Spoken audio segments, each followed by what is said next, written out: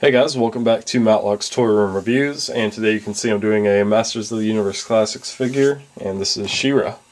This is the re-release that was just released in May 2011. I'm not sure if there's any difference between this and the original, but very cool. Glad to have her finally. Very nice looking figure. Princess of Power. Very awesome. On the back, shows some of the other figures, of course. I still want to get a Man-at-Arms. King Randor would be nice to have. There is her bio. Probably not an essential character to have, but one that I figured would be cool to add to the collection. Masters of the Universe is one of those lines that I'm not really getting every figure they come out with.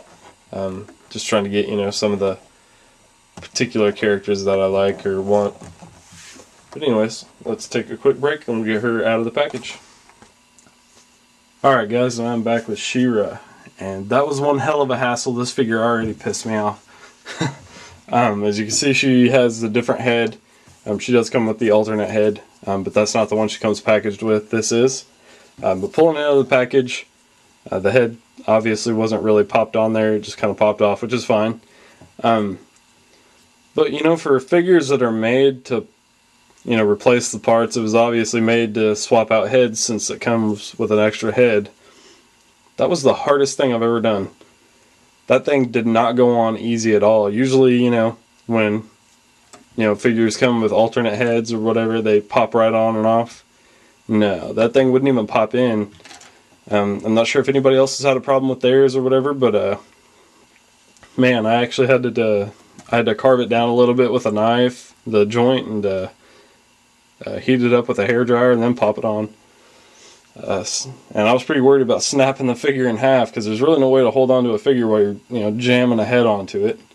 So yeah, that pretty much ticked me off. But anyways, go ahead and show the head that it does come packaged with. I'm not a big fan of this big headdress thing. She's got her big hair and everything. She comes with a couple accessories. She has her shield. Pretty cool looking. It's got her blue gem in it. Clips onto her arm. Her sword, of course. With the blue gems as well. Very awesome. And I think all the different like She-Ra characters, the different girls have different gem colors, but I'm not positive. And her crazy little axe, which is kind of funny. It's like a comb. Since she's a girl, she can comb her hair and kill some people. That's pretty funny. But, I never really watched She-Ra too much as a kid. So I don't know a lot of the characters from the She-Ra cartoon. But She-Ra is definitely a cool one to have. I like her a lot. I had the toy when I was a kid as well. The old 80s one, if you guys remember, she actually had real hair. Which is kind of cool. But here's the other head, which has a nasty smudge on the forehead. But I still like the way this one looks better than the other one, even though it has a nasty paint smudge. And then she has a little cape on under that as well. Pretty cool outfit. Looks awesome. And for a female character, she actually looks pretty good. She can see her thighs. She's got some thicker limbs. Some of them are kind of nimble and thin looking. I mean, she's not all fat looking or anything, but she still looks pretty cool. Not all like she's about to snap in half or something. Articulation on her, and you get a swivel in the head, doesn't really go up and down too much.